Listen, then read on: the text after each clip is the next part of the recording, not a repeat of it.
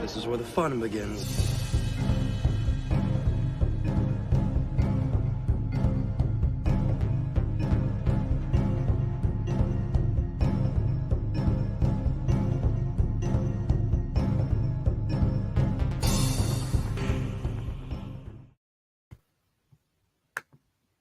Good morning, everyone, and welcome to your favorite Thursday morning Star Wars show, and I can talk, I promise, Coffee Chat.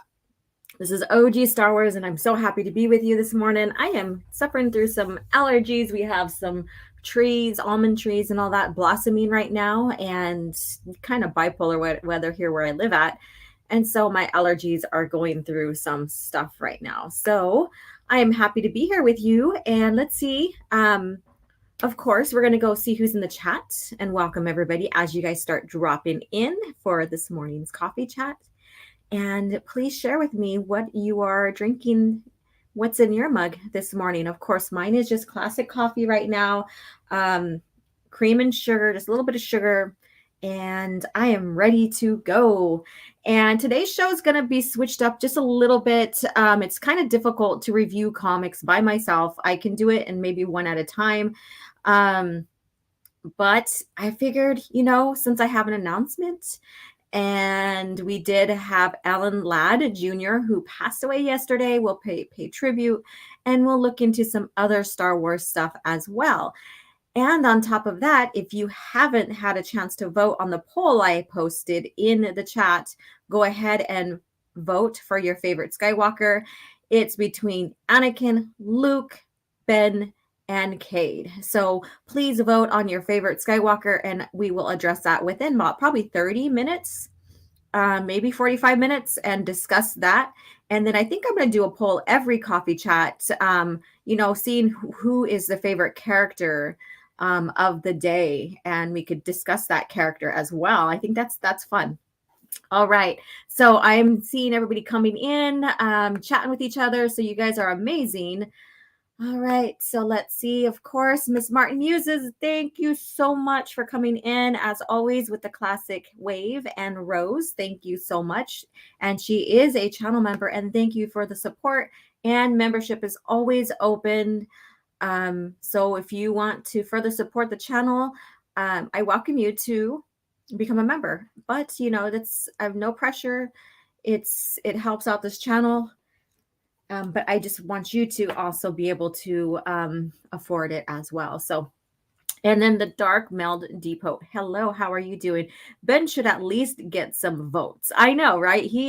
I think he's one of the fascinating ones that was being developed before the buyout. I was really getting into his character, and he had the best blend of both his mom and his dad. Especially Mara Jade's sarcasm. So, his development got cut off short, just like with Jaina Solo, her development as sort of the Jedi, and where that would lead to her, we can only speculate when we see, the legacy comics with her descendants, as well as Ben's. So that's kind of a disappointment, and kind of a sad part of this buyout. This very, very sad part is basically, I would say, in a sense, killing off the past, as they said in their movies, right? All right. Lady T, good morning. Good morning, everyone. Coffee today. Ooh, nice. So what are you enjoying? Just cream and sugar and coffee, or straight black? How do you like your coffee? And Zaggerot315, good morning, Alora, and good morning to you as well. Thank you for dropping in and hanging out. And let's see here. Who else? And then Shane, I don't remember if I got you there, but good morning, Shane. Yeah, thank you. Yeah, I woke up and I was like, ooh, because I was like, I'm going to wake up, I'm going to curl my hair, I'm going to put my makeup on and be on camera today and have some fun with my chat and talking Star Wars. And then it was a different story when I woke up. So I'm going to give my eyes a break. Miss Smart Muses, pumpkin coffee with cream. Oh boy. Yeah. That sounds good though. I like, if I go out and treat myself to one of those, like, okay, let's see. Starbucks is not a very traditional coffee shop, and I think we can all agree on that. So if I go and treat myself to the dessert coffee, because that's what Starbucks is, right? Very much dessert coffee.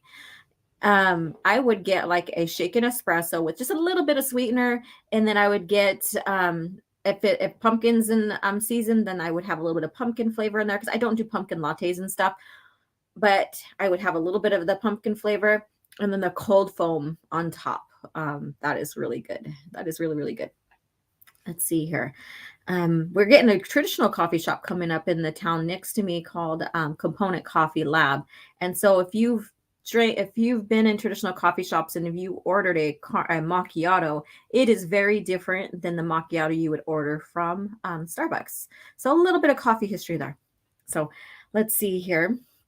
And then Keely Chow, what's going on? We're having coffee chat, the normal coffee chat. Schedule has changed up. And so here we are.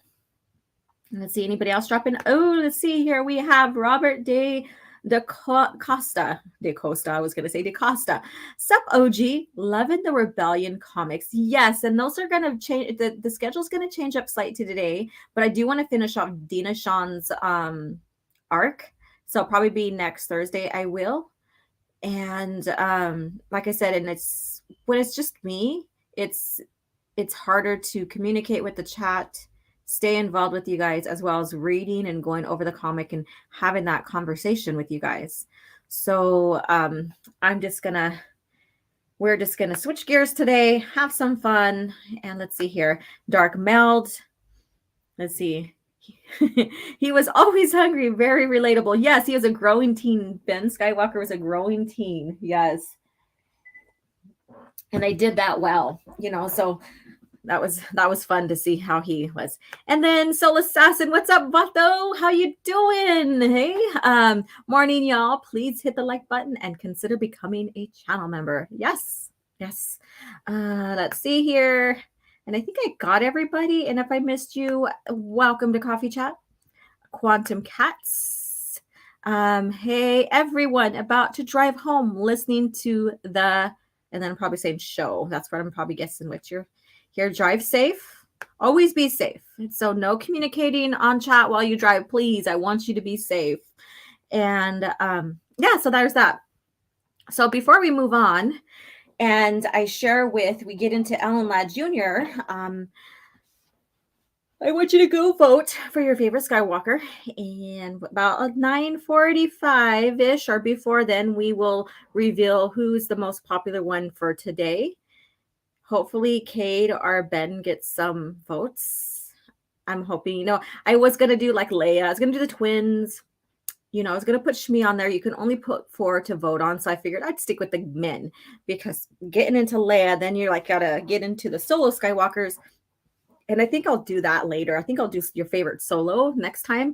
And we'll move through characters. And like maybe I'll do PT, your favorite PT character, and have a random 4 and see where that goes. And we can have a discussion about them. Just keeping it fun, keeping these characters in front of you, these classical characters in front of you, and just enjoying Star Wars.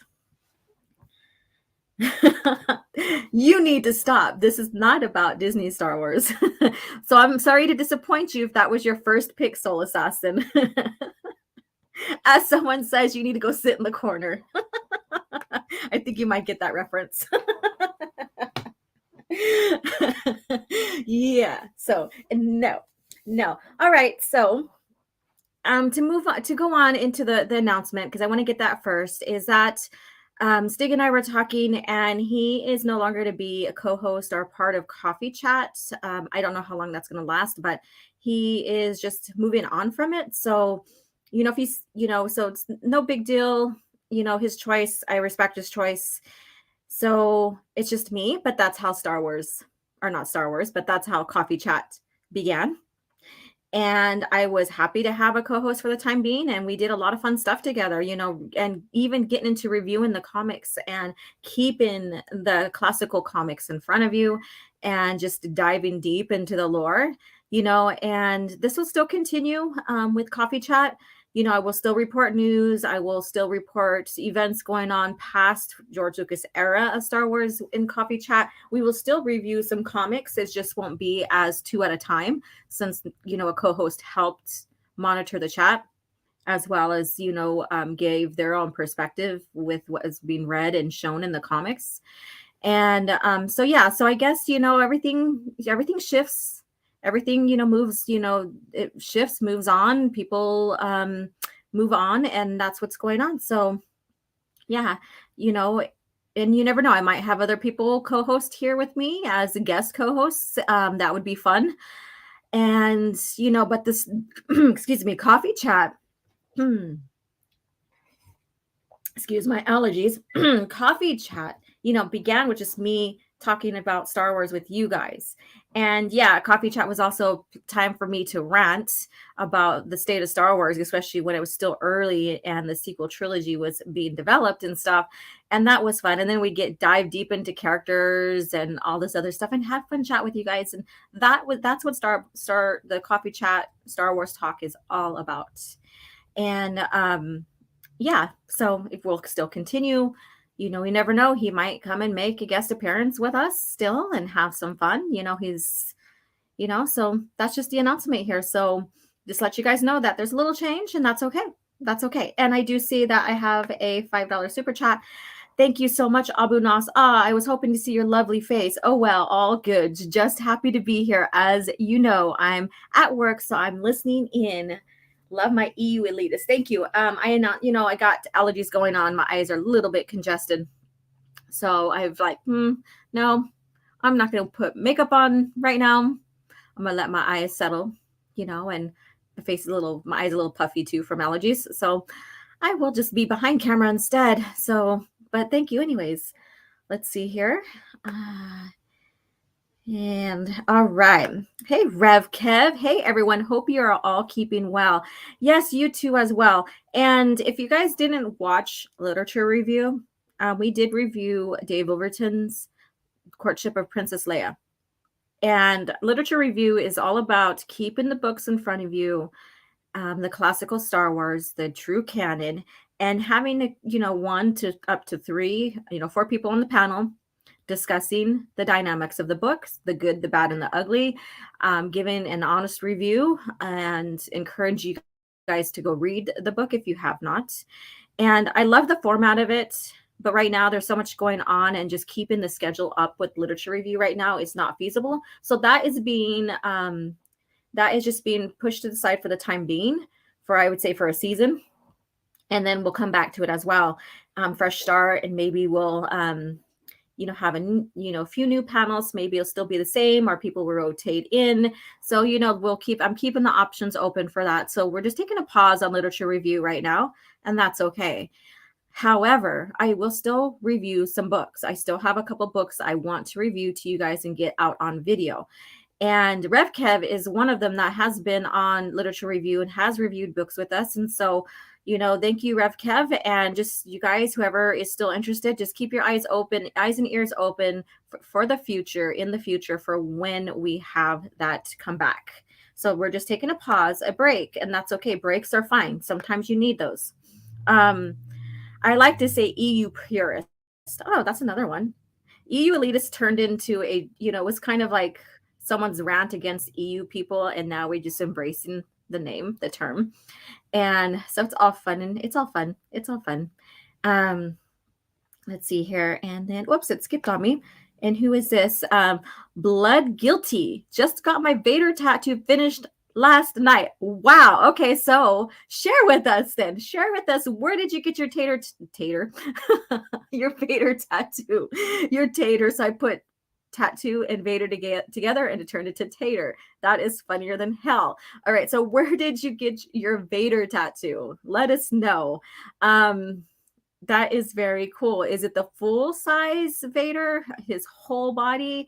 Is it just his shoulders up to the helmet? Is it just the helmet? Well, I would like to know. Yeah, so those are some of the changes here. I know, I thought you would like that. Those are just some of the changes. And again, it's life. There's always shifts. There's always changes. There's always, people who need a pause, come and go, contribute to what they could at the time that they could. And it's all good. It's all good. Vader tattoo, not a tramp stamp, I hope. Laugh out loud. I don't know. I don't know, but I like your Vato Vader right there, man. That's pretty cool. You got the bandana around the head and kind of over the brow, and I could just see him like lifting his chin, peeking from underneath it, and just chilling, with his dickies and his all that. Rev Kev, the break from literature review will give a chance to get caught up on some reading. Laugh out loud. Yeah, and that's another reason too, is to give, because I know some people do need to take break from things and just sit back and just enjoy what they need to enjoy, or get caught up on their own reading, so you don't feel overwhelmed. So there you go. And I know we tried to pace it from like 6 to 8 weeks to give people time to read. Sometimes life doesn't give us that time and that luxury, because life can get very busy, and so this will give you time. Yeah, this will give you time. So what are you reading right now, Rev Kev? I think I seen you finish something just recently. All right. So Blood Guilty says, at my buddy's house, he charges less that way. It's from his chest lights up, or from his chest lights up, and he is force choking left shoulder. I have dark side, light side, full sleeves. Oh, so it's on the sleeve, it's on your arm. Oh, okay. Interesting. Awesome. Well, good for you. So which side is your light side? Like, is your right side your light side and your left side your dark side, or what is that? I'm just very curious. I have tattoos. Mine are mostly cultural tattoos. But that's interesting. Awesome. Let's see here. And Ravcat says, I'm reading the Death Gate Cycle on book 6 out of 7. Then I'm going to read George Lucas' Willow sequel trilogy. Oh, cool. Awesome. And Phil TMT. Hey, OG, what's up? How you doing? Oh, I guess I guessed which side is what. That's pretty cool to me. I am not going to now. You guys are going to tease me about this Darth Tater. Yes, Darth Tater. Yep. Darth Tater was born here on Coffee Chat today. And then Rogue Disney, what's up? How you doing? And he says, howdy, folks. How are you doing? And then we have Hook Norris in here. Hello, all. Gold Peak tea. Awesome. Yeah, I've had that before. Good stuff. And gotta say, OG, you're honestly one of my favorite YouTubers. Thank you so much. I appreciate your support, and I'm happy that that I am. That makes me happy. Thank you. I'm all trying to be humble and about it and stuff, and thank you. All right, so you guys go vote. Those who hopping in right now, I do have a poll. Who is your favorite Skywalker? Anakin, Luke, Ben Skywalker, don't want to get confused with the follower Ben Solo, and Cade. So go ahead and go vote. You still have about 20 minutes or so. So go vote, and then we'll have that discussion on the Skywalker who was voted in. Let's see here. Whoops. I got an EU theme sleeve. Oh, nice. So who is on your sleeve so far when it comes to the EU? Let us know. Inquiring minds want to know. Let's see here. And then let's see here. Okay. Talked to Disney CM, said Lucasfilm won't let legacy characters inside Galaxy's Edge. Not a Disney decision. Oh, yeah. Okay. So they won't let like the legacy as in Luke and them, and Han, or talking about Legends. That's very interesting. I know who I voted for. I hope you remember who you voted for, Abu. And then I am 36 and still adding to it. Oh, cool. Yeah. Do you? Again, wait, Ray Skywalker isn't an option. No, you and Soul Assassin, I'm so sorry to disappoint you. She is not a part of George Lucas era classical Star Wars. I'm so sorry to disappoint you, but no, Rey Palpatine wannabe Skywalker is not on there. All right, let's see here. And Robert DaCosta, I love Cade and Anakin, but sorry, there is just one goat Skywalker for me. Okay. All right. So maybe I know who you voted for. Who knows? All right. Damn, Cade is getting no love today. And I'm surprised. Usually when I talk to people, he's the one that people refer to because he's this one that is this, I guess you could say, roughneck kind of Skywalker that has a lot of, I don't know, I wouldn't say character development, but he's just very intriguing. So I'm very surprised with that. Folo. There you go. Yes, Folo. Let's see here. No, Rey is not an option for anything. Luke. Let's see here. Wait, what? Rey Palpatine isn't a Skywalker? No, you could damn right. She's a part of the Folo lore. Folo lore. See what you guys got me going with the Folo now? Because I shared that. Yeah. So she is part of the Disney Star Wars or Star Wars in name only. So there you go. And I know it's difficult to even vote for just one, but that's the only option you guys have is you have to vote for your favorites, for your one. So let's see here.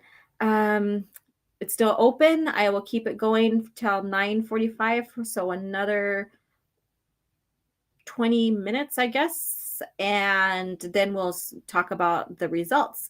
But I do want to bring up and pay tribute to Alan Ladd Jr. He's the one that, helped bring Star Wars to light here. And so we'll elaborate more on that here. So let me pull the link up here. Let me share the screen. And I don't know if you guys are all familiar with who that is. So if you're not, this is going to be a fun learning lesson, I guess you could say. The more you know. I wish I had that little thing on there. The more you know. So here he is. And this was, he passed away yesterday. And this is who he is right here. This is his image. And I hate my cursor. Alan Ladd Jr., an Oscar-winning producer and former studio boss who, as a top executive at the 20th Century Fox in the 1970s, was best known for greenlighting George Lucas's landmark blockbuster, Star Wars. And he passed away in his home in Los Angeles yesterday. So yesterday, of course, was Wednesday, and he directed the documentary Laddie, the man behind the movies, wrote on the film's Facebook page, and was 84. No cause was given as of yet. So he is the one who is responsible for greenlighting Star Wars. And, without, him and George and stuff like that, we wouldn't be here discussing Star Wars. We wouldn't be discussing even the, how the EU got, quote unquote decanonized so that they can have creative freedom and stuff. We wouldn't be this far. Star Wars wouldn't be here without this vision, this person who took the chance and with George. So we'll move on. Once described as one of Hollywood's favorite sons, Ladd was the namesake of Ellen Ladd, the legendary star of the 1953 classic Western Shane. The shy and laconic Laddie, as he was known, was one of Hollywood's most likable and respected movie executive and producers. Back before we started getting all this Hollywood elite people today. So back then it was still probably more humble than what we see today.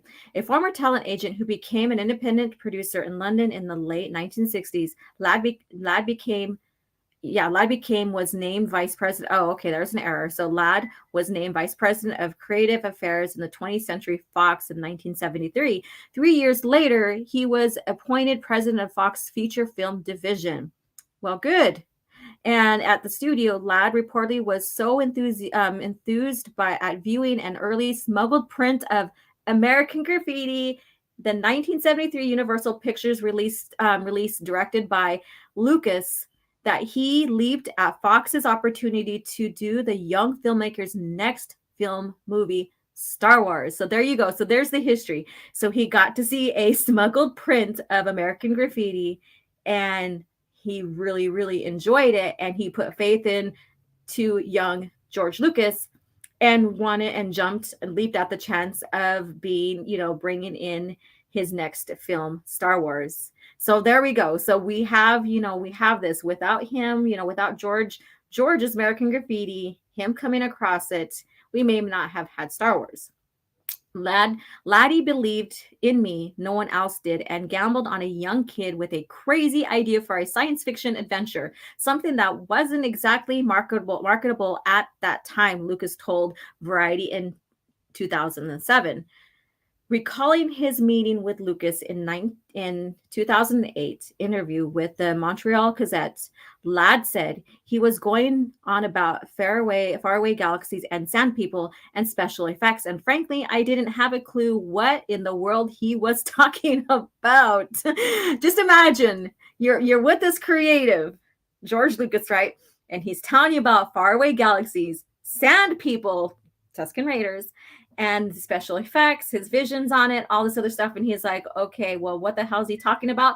And then he goes on to say, but I just hoped like hell he knew what he was talking about. So talk about a huge gamble, because we have this, sometimes creative people can seem like lunatics, I guess you could say, because they have this huge vision and they see it all in their head. They try to give you the picture of what they're describing, what their ideas was, and all you could think is like, okay, buddy, well, I like what you're coming at. I hopefully that I placed my cards right for you. And then so basically released in 1977, Star Wars became an overnight cultural phenomenon and one of the highest growing pictures in history. Let me see here. Hopefully I don't. Okay. My biggest contribution to Star Wars was keeping my mouth shut and standing by the picture, Ladd told Variety, recalling that he ignored a research report that said the worst words to use in the title are Star and Wars. Oh, wow. So just imagine if he didn't ignore that, could have been a different title. Probably would have been something very different than what we know of it today. During Ladd's tenure as president at Fox, the studio released hits such as Alien, Julia, The Turning Point, and Unmarried Woman, as well as bombs such as At Long Last Loved and The Blue Bird. And so here we go. So we have, this legend here that helped make George's story a reality.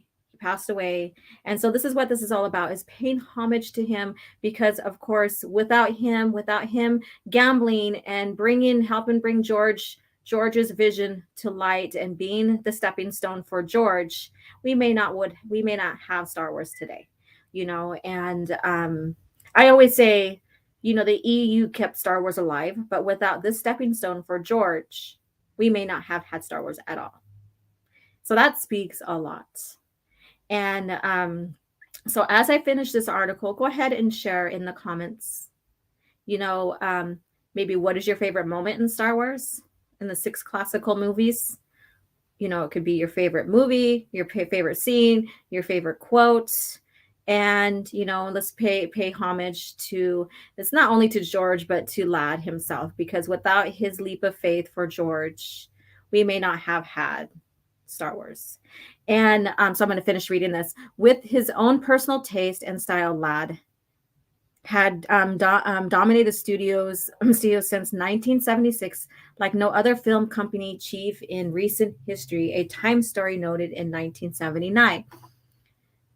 That was the year that Ladd and the 2 senior production, and maybe we could keep it to even just A New Hope or Star Wars in general, since it was the first one, because we're talking about Star Wars and New Hope. But if you have others from the other movies, go ahead. That was the year that Ladd and the 2 senior production executives under him, Jay Cantor and Gareth Wiggin, left Fox and formed the Ladd Co., an independent production company financed by Warner Communications, Inc. I just couldn't take it at Fox anymore, with Chairman and Chief Executive Dennis Stanfill and his corporate management by objection crap Lord called. Oh, okay. So we have another person that went off independent, because I know George, he was mostly independent as well. During the early 1980s, the Lad Co. produced films such as Body Heat, The Right Stuff, Blade Runner, Night Shift, and Police Academy. So here's a lot of favorites I know that you guys probably like in the chat. And in conjunction with Warner Brothers, it obtained North American distribution rights to Chariots of Fire, which won a Best Picture Oscar. But in the wake of a number of commercial failures, including the high budget The Right Stuff, Warner Brothers severed its deal to finance and distribute the Lad Co.'s films in 1984. All right, so I'm not going to go on any more with this right here. So I'm going to see what you guys posted in the chat here. Let's see here. Soilo. I got to send you my reaction to seeing Rey talking on the Skywalker name. Yeah, do it. I would like to see that. All right. So Abeloth, Luke Skywalker, Chewbacca, Death Scene, Jedi, Leia, Boba, Jason, Yoda, R2. Let's see here. Jason needs work. And let's see here. Sadly, got Jet, have to go ready for college life. Okay, that's fine. You go get yours and have a good day. Thank you for coming in, Phil. And Laddie, yes. Palpatine is writing Star Wars. Palpatine is writing Star Wars now and inserting Skywalker line. Yes. Let's see here. Rest in peace. Yes, I agree. I got to jump back into work meeting. Have a great stream and keep up the awesome work. Thank you so much for dropping in during your time, and you have a good work day. And says, my favorite part was when Vader looked back from Luke and grabbed the Empire. Father's love. Yes, I agree, Dogzilla. And thank you for coming in. And another channel member. I have a few here. Lady T is another one here, channel member. And yeah, so I wanted to pay tribute or homage, I guess you can say, to Alan Ladd Jr. because again, he took that gamble. And we got Star Wars, and yes, he was. I agree. Laddie was a visionary. He was a visionary. Let's see here. Darth Vader is that a mashup between Potato Head and Darth Vader? No, I combined the word tater with Vader, and it turned into tater.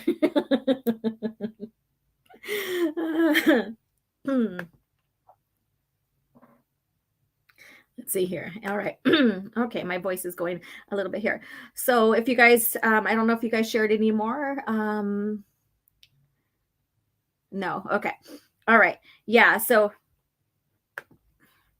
I'm sorry, OG. That's okay. That's okay.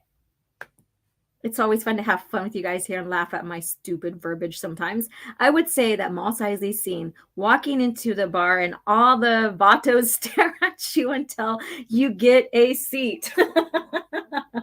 Yeah, that's kind of awkward when you walk in and it just gets deathly quiet and they stare at you and you're like, you don't know what to do with yourself. But then you don't want to, show any fear or panic.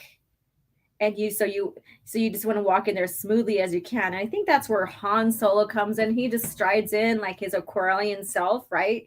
And he has his seat, his favorite nuke in the cantina, and all this other stuff. You got to have the swagger like Han Solo. They are gonna get you on that for a minute. Yes, I know. It's fun. It's all fun and games. Fook Norris, the ambush at the table in Cloud City. Because it shows how badass Vader is, but I also love how everyone is pulling surprised faces, but Solo reacts with hesitation, firing shot right at him. Yeah, right at him. Yeah. I know that's that scene is pretty badass, I guess you could say. Pretty badass. And Han Solo, he reacts like we all know he would react, and Vader just holds his palm out and deflects and pulls the blaster to him, and there you have it. We just get another glimpse of how powerful Vader is. And so I bet you, like, for people who first time seen it, like I have, that was like, holy crap moment, like, holy crap, he can actually do that. What else is coming, And so it kept you interested, and it made you fear Vader even more, made you fear him even more.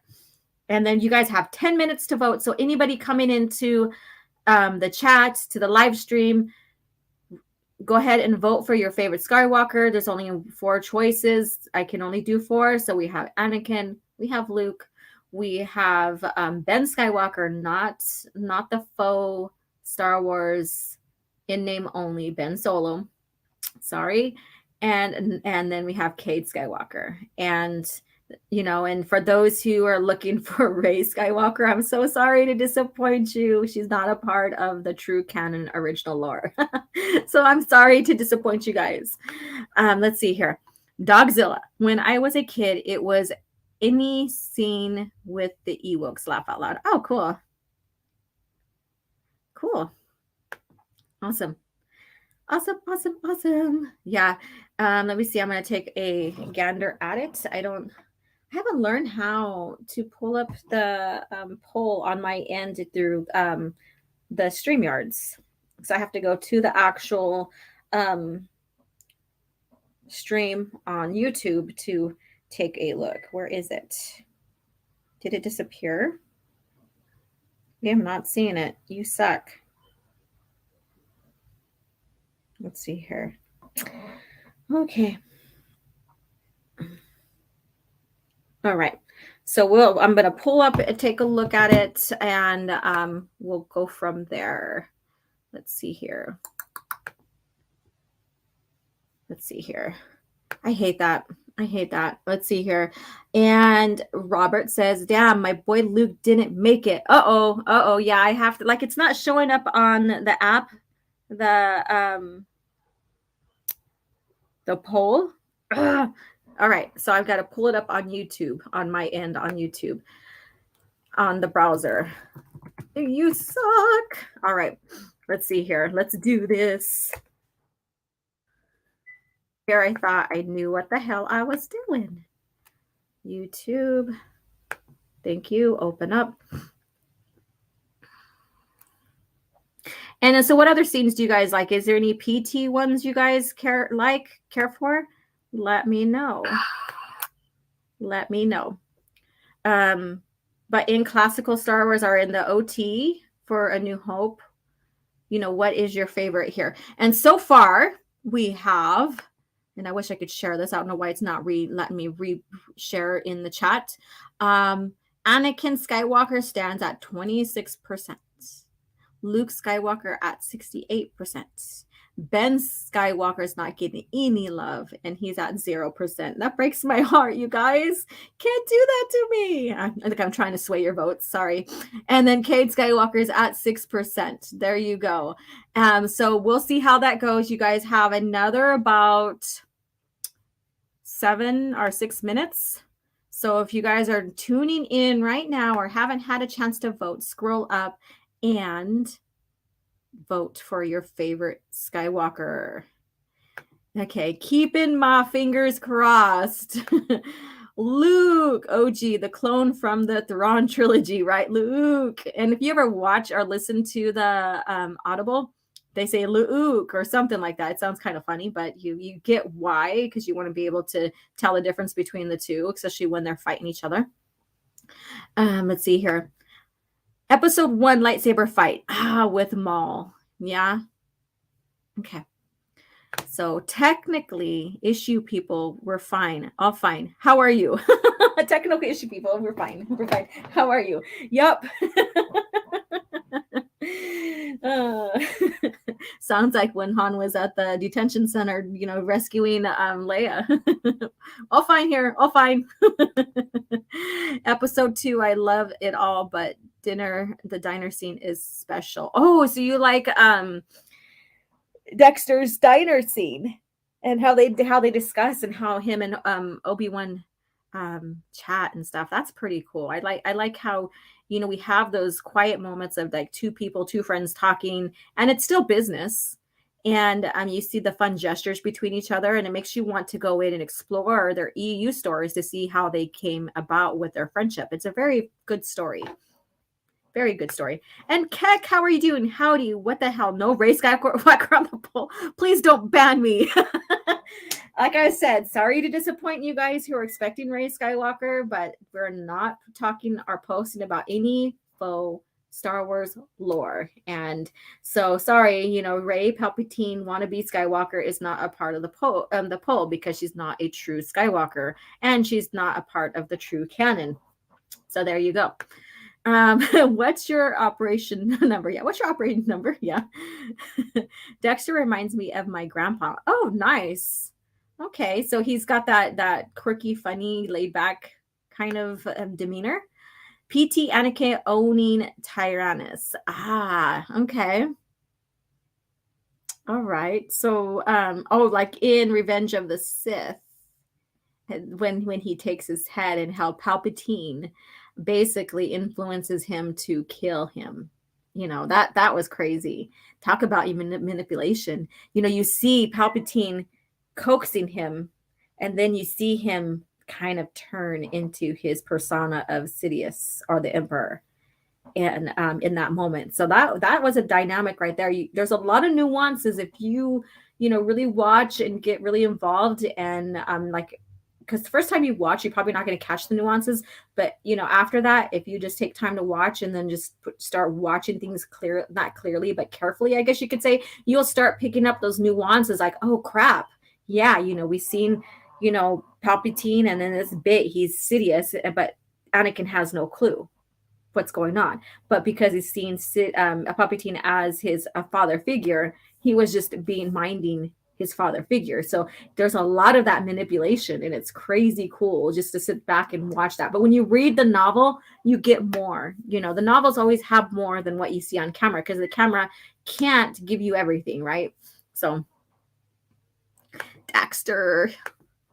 And then I would say growing up with the prequels is my best memory. Going with the family was always a good time. Yes.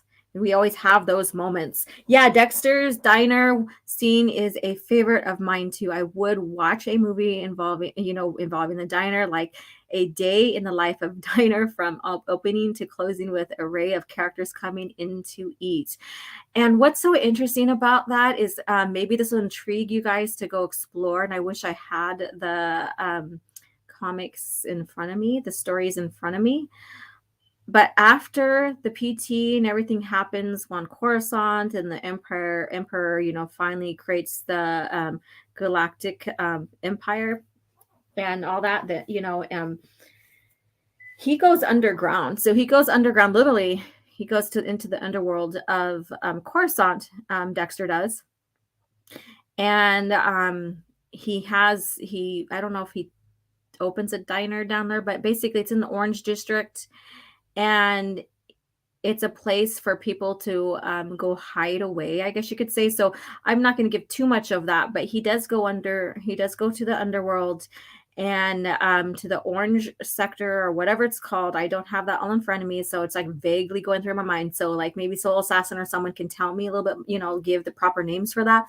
And he helps people hide and stuff like that. So it's a very interesting arc for Dexter.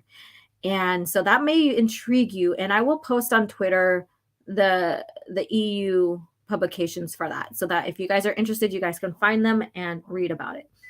Okay. So Quantum Cat and Obi-Wan series exploring his and Dexter's adventures would be awesome. There are them. We do have stories about Dexter and Obi-Wan meeting. But again, maybe after those. So maybe I'll share all the information about Dexter, how he met Obi-Wan, and what happens to him after the Emperor takes control. So I think Palpatine was helping him. No, he was against Palpatine from what I remember. So I think he even helped hide Jedi. Dexter's Diner could be the Cheers of Star Wars. Everybody knows your name. Yep. I could see that.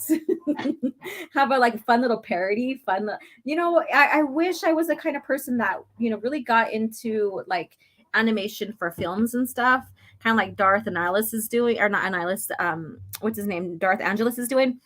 And just creating a parody of Dexter's Diner, the Cheers of Disney, or not Disney, shit, of Star Wars. Yeah, that would be fun.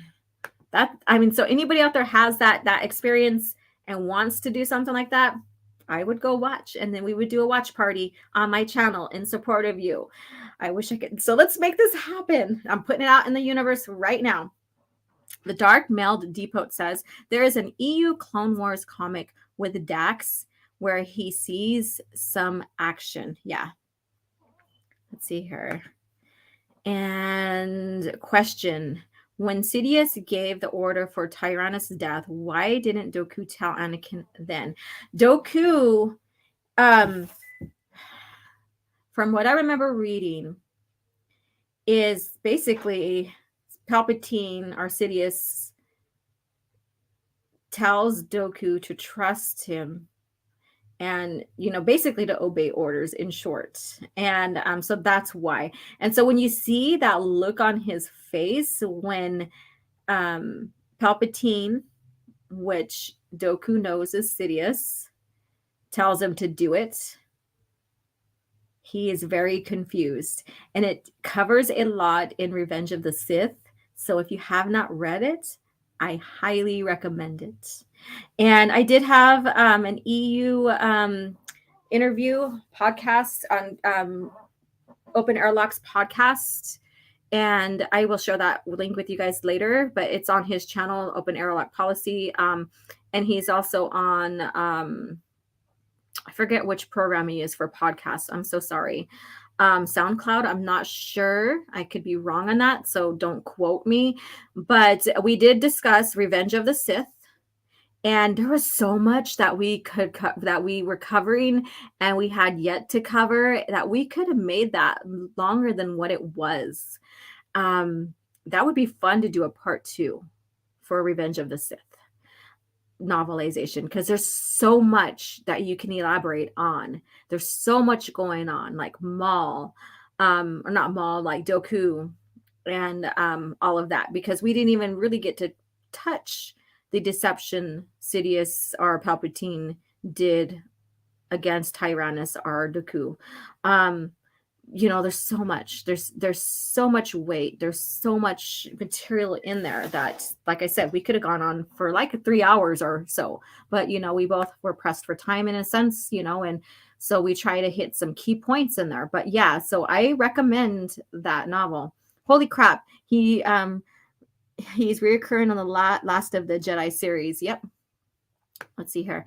And Tales from Dexter's Diner could be a great anthology to the series, each episode about one of Dexter's shady friends. That would have been fun because we have, the Tales from Mos Eisley, all of that. That would have been fun one for the PT era, because a lot of these tales happen after, the Return of the Jedi.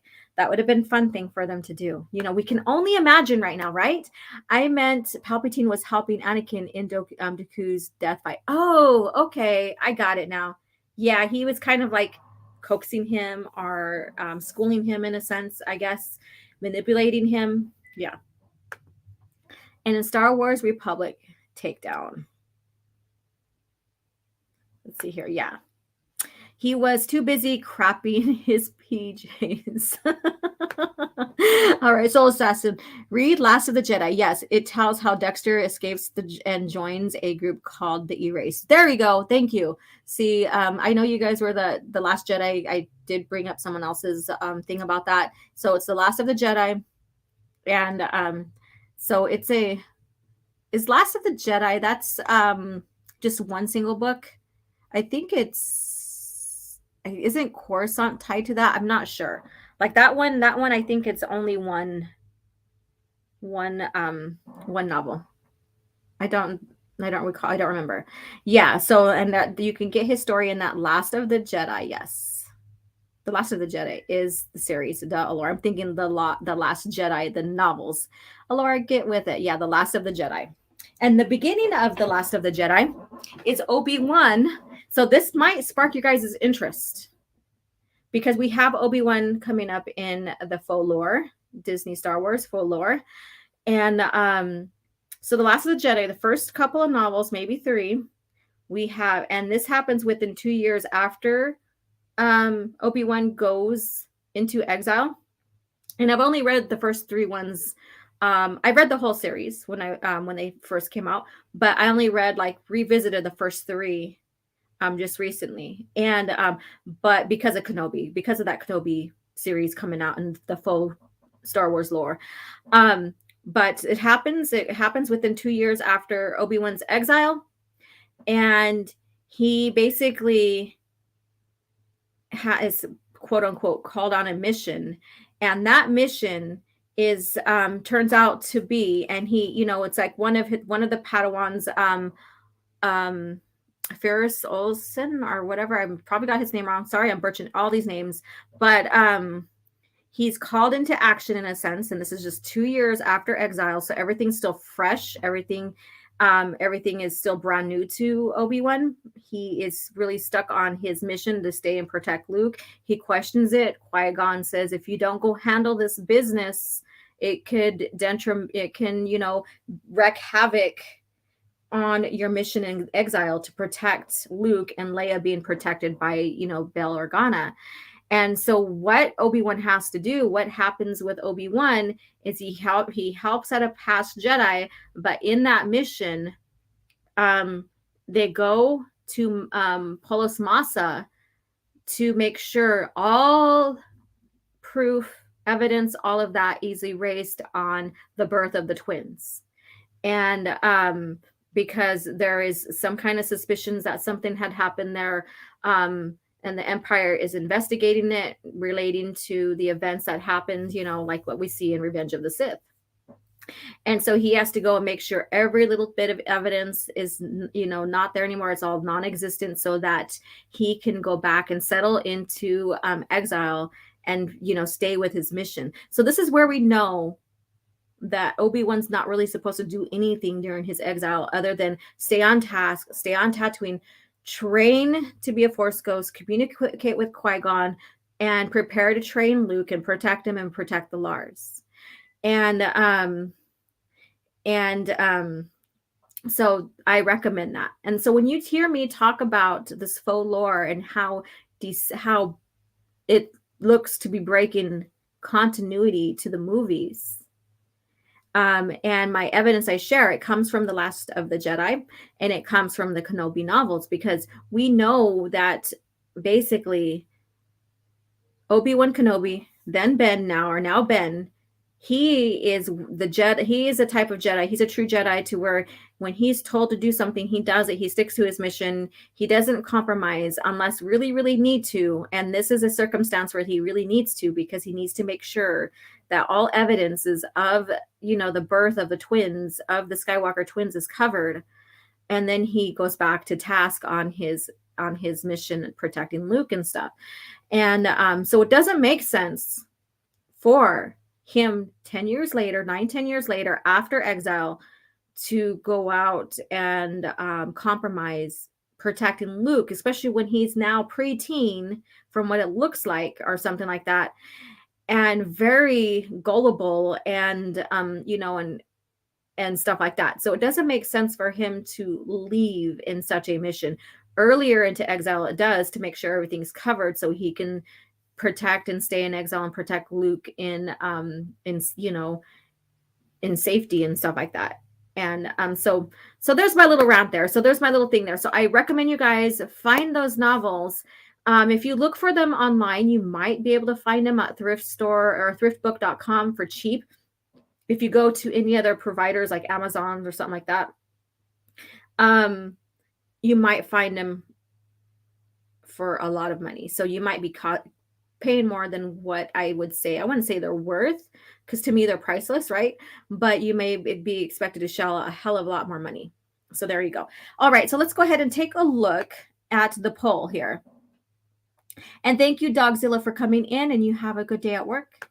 And let's see here. Geez, it's hard to look up info without being swapped with the Last Jedi. Right, right. So if you look up the Last Jedi EU novel, you're gonna get a lot of the Last Jedi movie stuff. Last of the Jedi will do that too as well. All right, so let's go ahead and take a look at the poll. We are done here. One more chance. Anybody coming in, if you have not voted, go vote right now. I'll give you a couple minutes. Go vote your favorite Skywalker. Anakin, Luke, Ben, Arcade.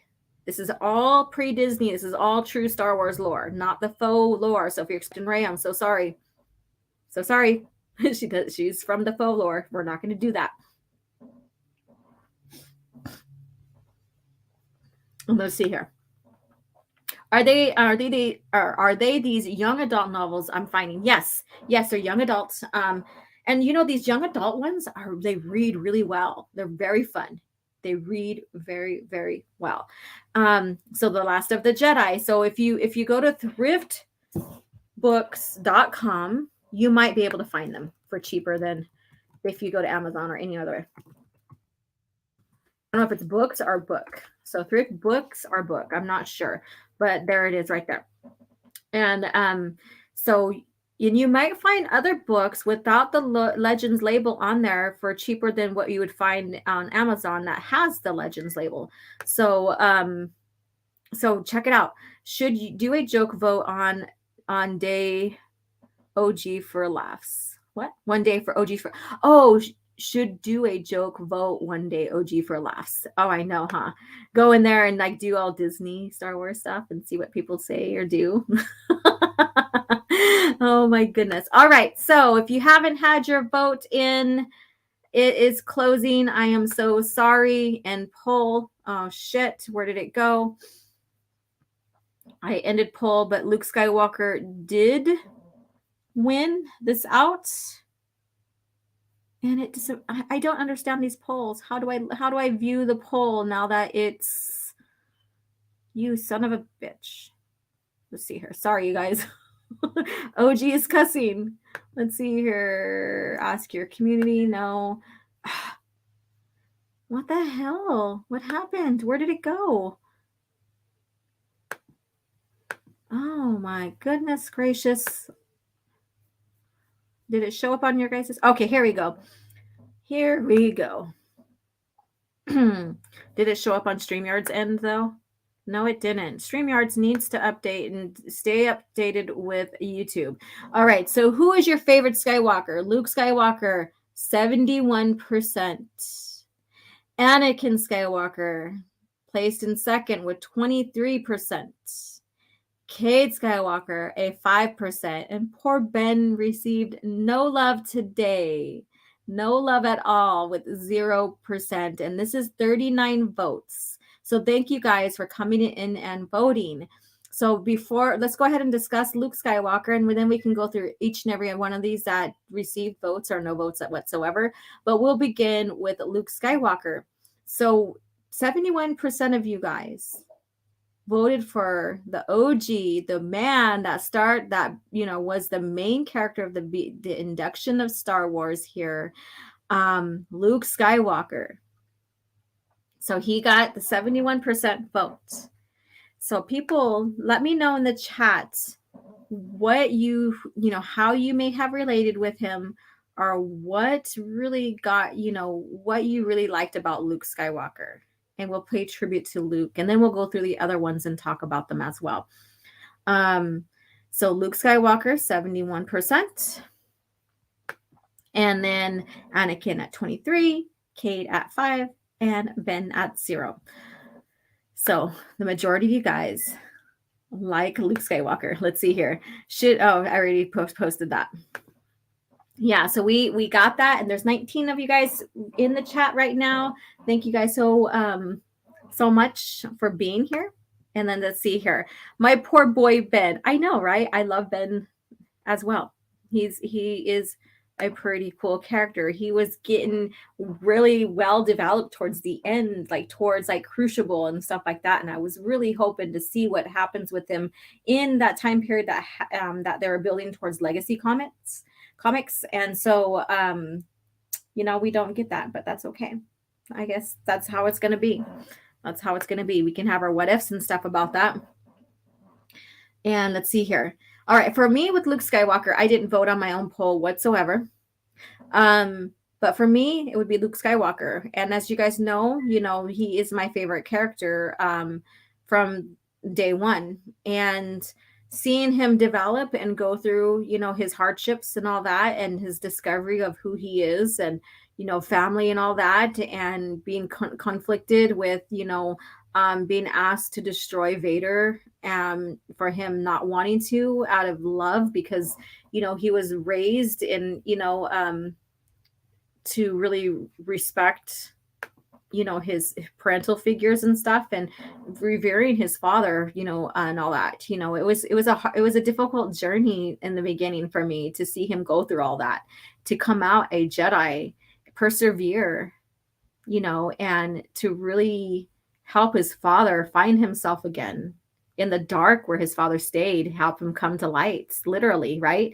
And learning about Leia and him being, them being siblings, and seeing that evolved, and seeing, and even seeing her and his talk, about who she is and how they interacted. And, there's a lot of depth in that. And I'd say, like how George envisioned it with his crew of people that helped him with the movies, as well as John Williams' score. It just made it priceless for me. His journey, Luke's journey, made it priceless.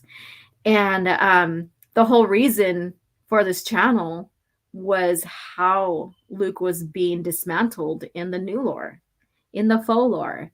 And here we are here today, honoring the classical lore, honoring Luke, the classical original Luke, and all the characters that came and followed after him, and the big three, and, and Vader and all them stuff, all of them. And, so just seeing his journey, mind you, I'm not trying to overshadow any other, like Leia and her, basically her feminine hero's journey, and Han's progression, his hero's journey from selfish to selfless and all that. Phenomenal. George and his team did very well bringing these characters out to light. And I think like last minute decisions on the direction where they wanted to go with them paid out very well. And all of that. So, so in short, I could probably go on and for days on this and stuff. That's why I like Luke, and then finally we get to see what happened with Anakin, his fall to Vader, his fall to the dark side, which made the story even more like heart-wrenching. And I remember watching the PT unfold and finally getting to Revenge of the Sith, and me thinking, Anakin, what the fuck are you doing? Do you know what you're causing? You're going to cause a lot of pain for yourself, and blah, blah, blah. So I really got engrossed in it. And all because of watching Luke's story, his son's story, evolve and grow into who he was and what happened and stuff like that. So like I said, even, people can, not like the direction George went with the script or the dialogue and stuff, and that's fine. But even the PT help enrich the OT so much. Let's see here. I saw when Luke stared at the twin suns. Can relate to that when I was young, always looking to the horizon, the future. Yes. And I think there's a lot of people that maybe has reenacted that moment. I know I have, and I love watching the sunrise and sunset, more or less the sunset. I'm not much of a morning person, but, like growing up and watching the sunset, even though we only have one sun, we don't have two suns, right?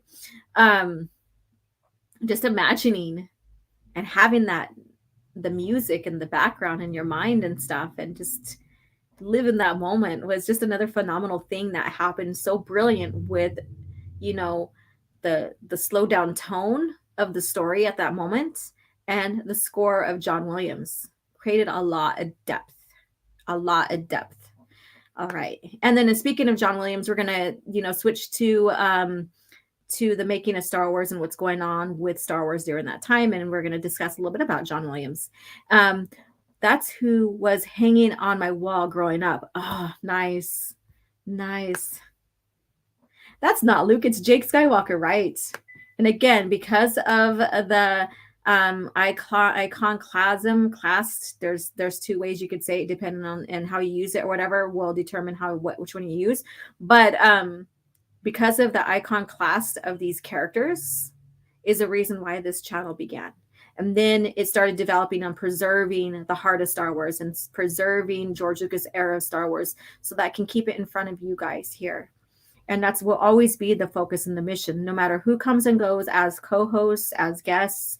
I hope that this channel has touched their hearts in a way that keeps them still interested in the classical Star Wars, because I know it's so easy to get disenfranchised with Star Wars, with the direction they're going, and with all this like hate division going on and stuff like that, and people calling people's names like black pills or and all this other stuff, just because especially the EU people being disenfranchised because they decided the stories are not good enough to continue.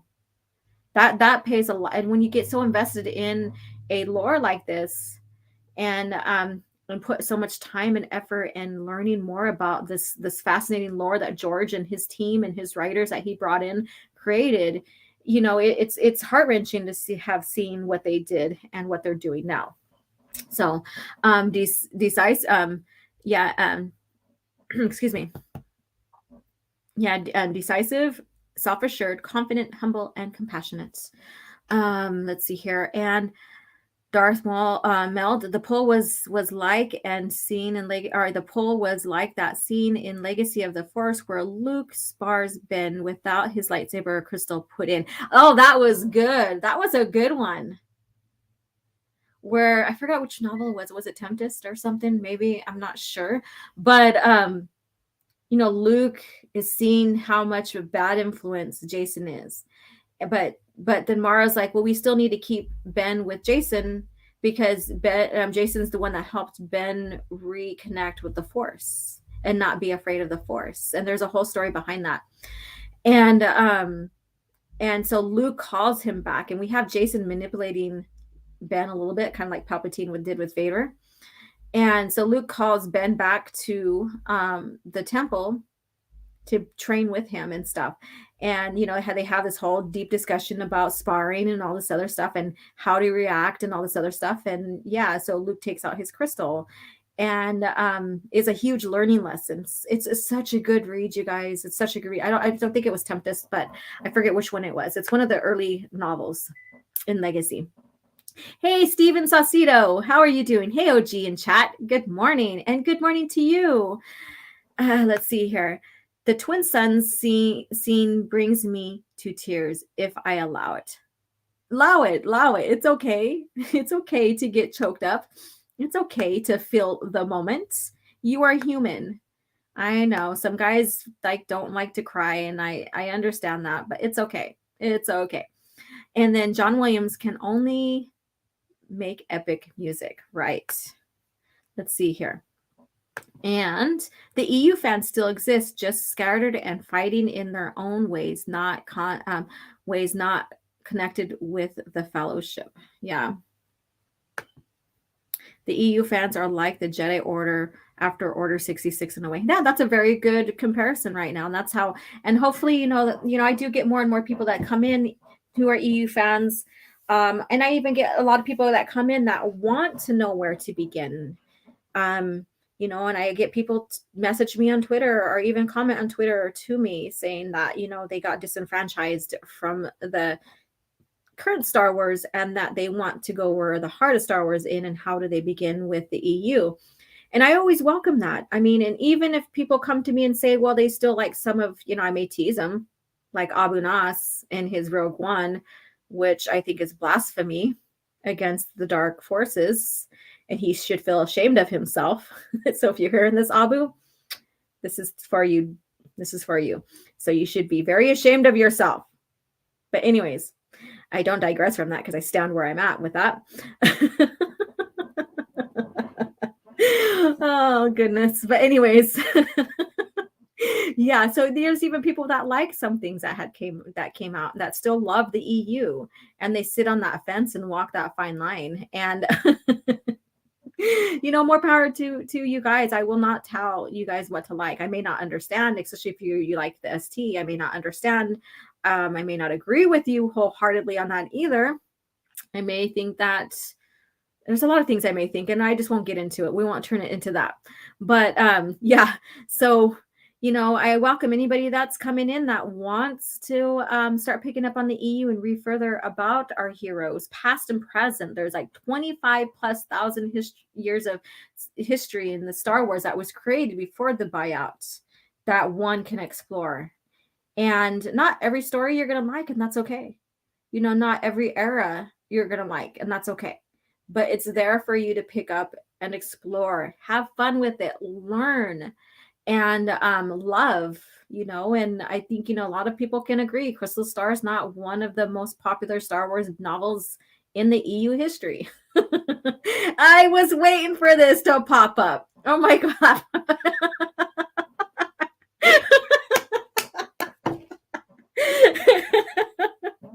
I was waiting for you to pop up. You made me spit my juice laughing sigh. I was hoping I would get past this coffee chat without the Rogue One slander. There you go. There you go. Yep. So like I said, especially if I know you and stuff, and I know you like something with the fake lore, like Abu Nas, I'm going to joke around with you about that. So I have that wicked humor. And have fun with it. I'm not going to cuss you out and call you names, say you're a black pill or whatever the hell that means. I'm just going to say like what you like. Have fun with it, so. Grandmaster OG still teasing her apprentice Abu. Yep.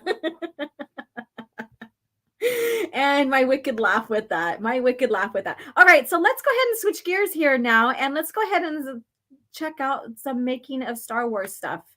And just have some fun with this. Let's see here. Share screen. I wish we had like this. We do have music we can play, and I forget that you can go over and play music while you do that. So let's see here. Windows. Here it is. All right. So we have this here.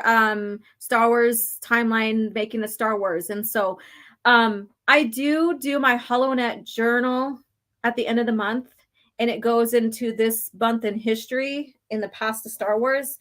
And but I just wanted to share something here today. I was like, well, why not? Since I'm switching up the topic here today because of announcements and stuff like that, I'll share a little bit of stuff here going on. Not a lot, but a little bit.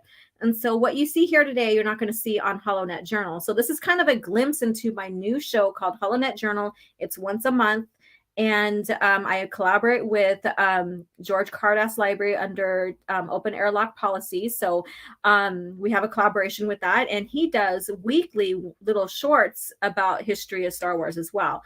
So between him and I, we are getting all this fun news, events, making a Star Wars, all of that, events in Lucasfilm and Star Wars to you guys, to keep you guys intrigued and fascinated with the Star Wars from the past and Lucasfilm from the past. This is what, mostly our channels are about, is the preservation of these lores. That's our fight. So March 1st, 1977, James Earl Jones arrives at Goldwyn Studios to record lines for Darth Vader in a single 2.5 hour session. Wow, in 2.5 hours. Wow. In order to give Vader a more mechanical sound. Sound designer Ben Burt first attempted to add beeps and clicks to the sound of Vader's suit moving.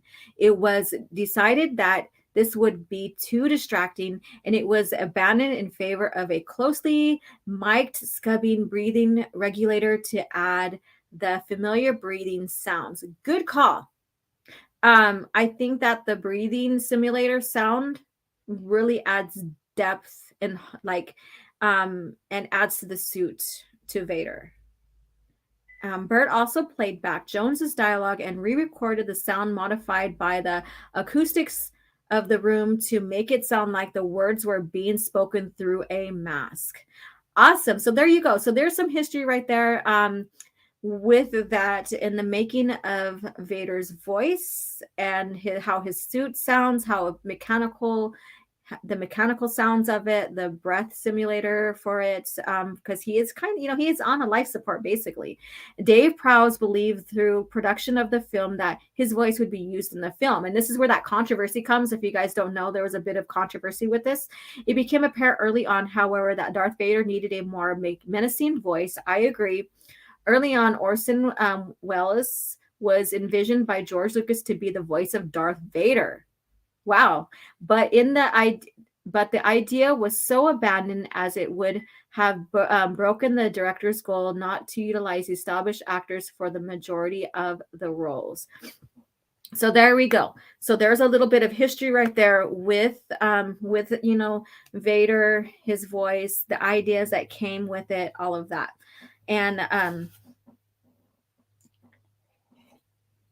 just taking a sip of coffee. I need to take some allergy medicines today, man. This is like killing me today. All right. And so there we have the birth of Vader's voice and how they want it to be menacing.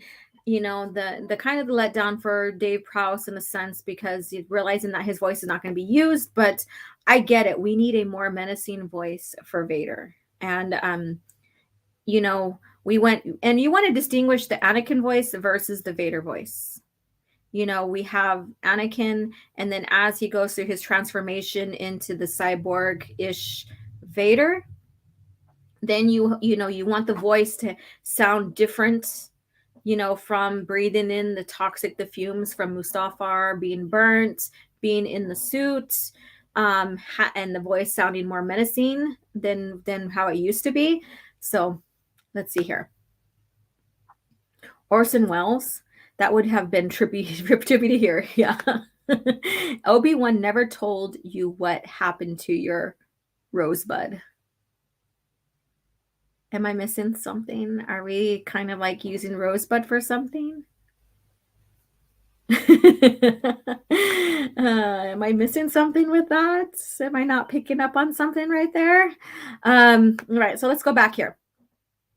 And then now we're going with John Williams, March 5th. So that was March 1st. So they're still,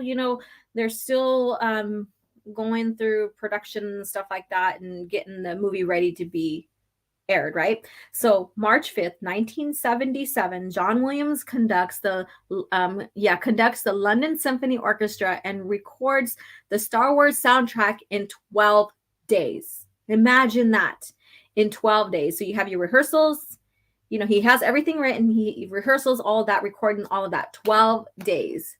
That's a lot of work.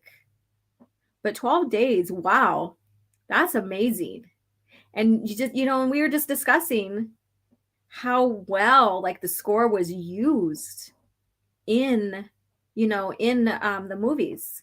And I think many of you guys seen clips of him recording, and they have there in front of the big screen, and so he gets to see moments of the movie as he's putting in conducting and recording and stuff, which was amazing process. And so that yeah. And like I said, the movie without the score, you wouldn't have been as deep, meaningful as it is with the score. Oh, okay. Rosebud from Citizen Kane. Okay. See, that just flew over my head. Thank you guys. That flink. Yep. It went over my head. I'm sorry. Orson Welles also voiced Unicorn in the 1986 Transformers movie. Yeah. That just went over my head. Sorry about that, you guys. I'm like, what? What are you guys talking about? Yeah. So, yeah, had a moment. Thank you, guys. Yeah. So there you go. So he recorded that in 12 days. Such an amazing feat. Like I said, when we're talking about Luke Skywalker and the sunset, the twin suns scene, and in his, contemplation and looking into the future and, gazing out in possibilities is another way to put it. He's gazing out in possibilities of the future, right? And that goes back to Yoda saying, always in the future you are, I'm paraphrasing, of course, but, it goes back to that, because he's dreaming bigger. He's feeling there's something bigger for him, bigger than him, that he needs to be a part of. And that's how I seen that scene. So, and then in March 1977 as well, a film crew travels to Guatemala to film scenes depicting the moon Yavin 4. After a very difficult filming and editing process where nothing seemed to work, Lucas, along with many others, were convinced that the newly completed film would be a disaster. So we know that, every movie is edited and re-edited until you get the final. And there's that little controversy of like, without Marcia, um, without George's wife, that stepping in, that we probably wouldn't have the Star Wars we have now. But it's not only her. There was her and a couple others as well. George has final say. But George's idea in the beginning probably didn't fare well, and so it got re-edited and stuff. And that's always with movies and stuff. So they save Star Wars in the editing process. Well, every movie goes through editing, sometimes reshoots, or sometimes just to redo a scene that didn't quite well work. That's just the process, right? But I'm very happy with the team, like starting from Alan Ladd, who gave who had seen something in George, in his brilliance, and said, we must bring this movie Star Wars to light, really, to his people who came in and took his story, put it into scripts, got it on screen, directed, produced it, all of this stuff, and then the editing behind it. It's a whole team effort. George provided the vision. George has final say, of course, too. George has say in the scenes that are being recorded. It's his baby. But it takes a team effort. And with his vision coming to light and having the team that he did for all of the movies, even in the PT, we have Star Wars today. And I think that's brilliant. I love it. Let's see here. What do you guys say? Let's see. I bet if you ask someone from the last two generation of people who the greatest composer, they'd say John Williams. There's so many. I think John Williams is of our time. And then you have the past composers from the past as well that people can relate to or talk back to, but not many people get into classical music and stuff to even be able to say, other than John Williams, because he did a lot of composing for movies. If I was made in charge of the EU trilogy, I would take jabs at current continuity using the kill the past line with the strength line. You're like, I just would inject all my poisonous venom into that shit. Keck, Rosebud was the last thing said by the tyrant. Yeah, I remember now. It's been a while, but I remember that. But that, just like I said, it just went over my head. And then plus, it doesn't help when my tribe, my reservation's called the Rosebud Sioux tribe. And so I'm thinking, Rosebud, what am I missing? Because my mind automatically went to my tribal name. Rosebud Sioux tribe, Rosebudder. Like we call each other as Rosebudders, even though traditionally we call ourselves Sichangu Lakota, that our tribe is Rosebud Sioux tribe. And so that my mind went to that first than thinking about a movie or a scene in a show and stuff. Oh, look at that. Good morning. Oh, look at that. You are having a good breakfast and coffee, bacon, all of that. Good morning, Matt G. How are you doing? All right, he knows there's something else waiting out there for him, right? He there's a destiny that is calling and beckoning him, but he doesn't quite know what it is, and Obi-Wan or Ben Kenobi is the one that puts him to the task in the hero's journey, that finally when his aunt and uncle is killed, that's what really sets him on the path. So the hero's journey is very fascinating to just explore, because you could see elements of that in any type of writing. And sad to say, I don't think there's much of that in today's stories, but probably pre-2000 maybe, and I could be wrong. You see a lot of hero's journey kind of paths that some characters have in some movies, depending on the movies and stuff like that. But I think nowadays, there's no creativity. Everybody wants to just do a remake. And I'm waiting for another renaissance to happen. Honestly, I am. because right now we're doing just remakes. That shows, as an artist, as a creator, that shows that there is, like, they're stagnant, that there is no creative flow, no creative juices, no imagination going on, because all they are is focusing on political stuff to do remakes to fit political atmosphere today. That's not a story. That's not a story. That is just an agenda being designed into these classical shows that we all grew up and known and loved, right? So there's no creativity in that. That's just political agenda. And but I'm waiting for that renaissance where people say, fuck this shit. And we have independent creators coming out with new stuff, with stuff that we never imagined possible. Like something like George, with George Lucas given to Star Wars. Yeah, there was stuff that he did go off of and was inspired by. But of course, every single, like even Tolkien, he expanded his own creativity off of mythos, Norse, and all of that, and even stuff from the Bible. But he took all of those themes and turned it into what we see today. And that's what George did as well. You take stuff that inspires you and turn it into your own story and create your own lore, your own films or whatever, and go from there. We're not seeing that right now. And I'm hoping that we have another renaissance to where we have new creativity, new stories, a new birth of creativity. Because right now we don't. We're stagnant. It's stagnant and it's sad. So there's my little rant on that. Let's see here. Oh, that's pretty cool. I didn't know about Rosebud Sioux tribe. Yeah, that's in South Dakota, right? It's the sister tribe next to it is Pine Ridge. And then a Soul Assassin, give it a few years and we'll see a huge boom in creativity that will end with stagnation we're in. Right. I can't wait. Because right now, it's like I don't even want to go watch movies right now. I'm not interested in that. It's just all about rehash, remake, and putting political agenda in there. I want something that takes me out of our world, out of our reality, and shows me something new. Maybe sparks my interest for that, where I want to explore it, just like Star Wars did for me, just like Star Trek did with me a little bit. My family was split. We had Star Wars and Star Trek. My grandma really loved Star Trek, so I watched it with her.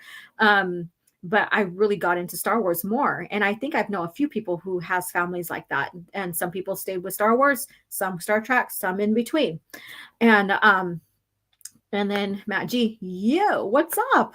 The Dark Mel Depot. Holy crap, I never considered it, but John stands tall amongst Titans. Mozart. Yeah, he does. He does. I think he is, the composer of our time. I'm just happy to say, like, my biggest influence when it comes to music and stuff is my grandfather. I do have Filipino too. He's Filipino, and he had his own music shop. He composed and he played in orchestras. He could play at the time when he grew up, as a man, he, before he passed away in his life, he could play every instrument. Very, very, very gifted and talented guy. And I would remember going into his music shop and his repair shop, because he had a repair shop for music instruments and stuff too.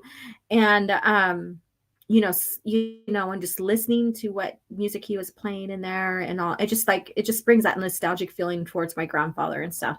And so I knew about Bach and Mozart and Beethoven growing up really early in my life, and I'm happy to say, like, some of my family, and kids and stuff like that, they are familiar with that as well. So, but I can't speak for anybody else's family, but looking at the state of our condition that we're in right now, I don't think a lot of kids growing up knows a lot about the classical stuff. And that's heartbreaking. It is. It's all about remixing old movies. Yep. And then Baby Yoda is a legend character appropriated for Disney. Appropriate. Yeah. Yeah, he is. I wish they would have killed the little wannabe Yoda bastard, but hey, it is what it is. So we are going to start closing, winding down now. Thank you guys so much for hanging out with me, with my announcements and stuff, and having fun and paying tribute to Alan Ladd Jr. Basically he's the one that, seen George's vision and was like, we need to have this put on film. We need to sponsor this guy, you know, and so he was that stepping stone for George in a sense. And you know, so I thought paying respect where respect is due. And so thank you guys for being here. And then just going over, you know, like what happened in March in Star Wars history as well. And it's perfect timing with that because we all talked about the original Star Wars before it came A New Hope, Star Wars before it came A New Hope. And so I think that this turned out really well. And so next week we will finish up the Dina Shawn Rebellion comics. And then I will decide if we're going to continue with the comics or not and go from there. Of course, Coffee Chat is here to stay. Literature review is on pause or on hold for the time being, and that's okay. Regrouping, letting people, you know, go off and regroup and enjoy other novels from other franchises as well. Sometimes we need to, you know, revisit other franchises. In fact, I am reading Twin Towers right now. You know, as I say, the fight for me is not battling like these remakes really. These twisted remakes that they're doing for political agenda, I guess you can say. What my fight is preserving what came before and giving it to you guys on screen here, on live, on my channel, talking and discussing about it, helping people find the books to start reading the EU, and just like I said, keep it in front of you guys. That's my fight, is preservation of our franchises that we grew up with, and that's what the channel's about. So am I going to do any reviews on Lord of the Rings? I don't know yet. I haven't decided. But if I do, it'd just be a nice break from Star Wars, but it also be preservation for that lore, because it looks like things are being changed as well. For the shows coming out through Amazon. And, you know, it's getting almost the same treatment as Star Wars was and other franchises. So it's all about the preservation of these lores. So thank you guys again for coming and tuning in. And hopefully maybe I'll have Stig on as a guest. I still have to do Talking EU with him. So stay tuned for that, you know. And I was happy for the time that he was with me for a co-host for Coffee Chat. We had a bunch of brilliant ideas together and bringing the comics and all that stuff, you know. So he's still there on Twitter, you know, and all that. So thank you guys for tuning in, and I will talk to you guys later on Twitter. Stay tuned for next Thursday Coffee Chat and EU shorts that I will start put up again. Haven't done it in a quick minute, but my focus is Obi-Wan Kenobi, so stay tuned for more Obi-Wan Kenobi EU lore through the shorts as well. So thank you guys again. You guys have a good day, and may the Force be with you.